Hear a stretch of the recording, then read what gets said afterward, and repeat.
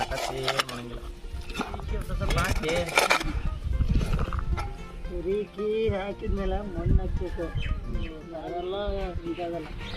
ಏನಿದ್ರು ಮಣ್ಣಿನ ಒಳಗೆ ಹೋಗಿದ್ದ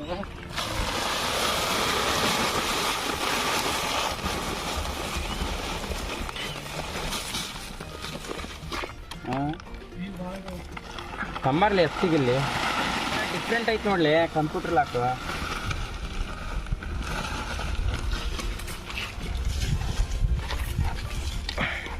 ಪ್ಲಾಟಿನಮ್ ಅಂತ ಐತೆ ನೋಡ ಬೀಗ್ರಾಗೆ. ಅಣ್ಣ ಇಬ್ಳು ಇತ್ಲಾರ ನೋಡ್ರಿ, ಇತ್ಲ ನೋಡ್ರಿ ಅಣ್ಣ ಹಂಗ. ಇತ್ಲ ನೋಡ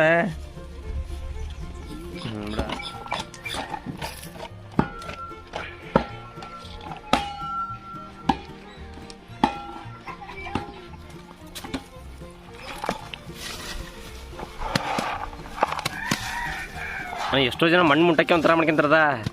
ನೋಡಿ ಹೆಂಗೈತೆ ಮಣ್ಣಾಗ ಆಟ. ಮಣ್ಣಾಗೆ ಇರೋದಲ್ಲ, ನಾವು ಇರುವುದು ಮಣ್ಣು, ಹೋಗುವುದು ಮಣ್ಣು, ಕೊನೆಗೆಲ್ಲ ಮಣ್ಣಿಗೆ ಹೋಗೋದು.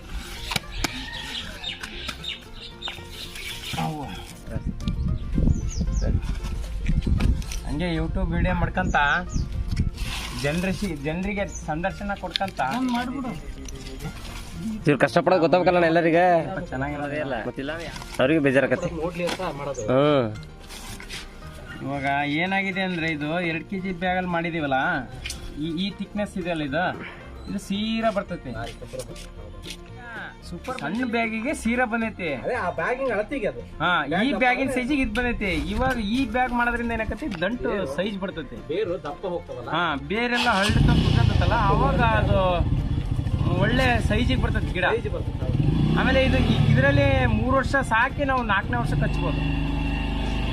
ಅದಕ್ಕೇನಾದ್ರು ಇದಾಗ್ತೀರಾ? ಆಕ್ಚುಲಿ 3 ವರ್ಷ ಅಲ್ಲ, ಒಂದು 2 ವರ್ಷ. ಗೊಬ್ಬರ ಹಾಕ್ತೀರಾ? ಈಗ ಗೊಬ್ಬರ ಹಾಕ್ಬೇಕಾಗತ್ತೆ.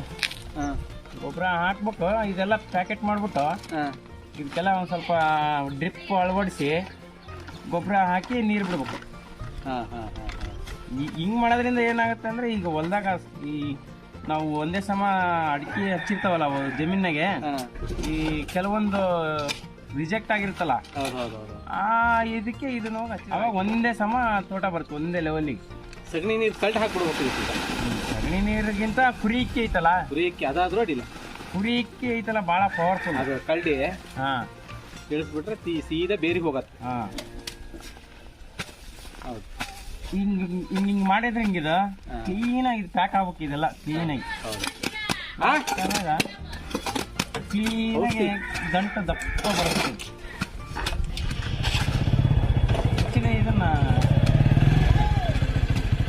ಒಂದು 200 ರೂಪಾಯಿ per piece ಹೇಳ್ತಾರೆ. ಒಂದು ತಿಂಗಳಿಗೆ ಹೆಂಗೆ ಗಿಡ ಆಗ್ತಾವೆ? ಒಂದು ತಿಂಗಳಿಗೆ ಏನಿಲ್ಲ ಅಂದ್ರೆ ಅವರೇಜಲ್ಲಿ ಬರುತ್ತೆ.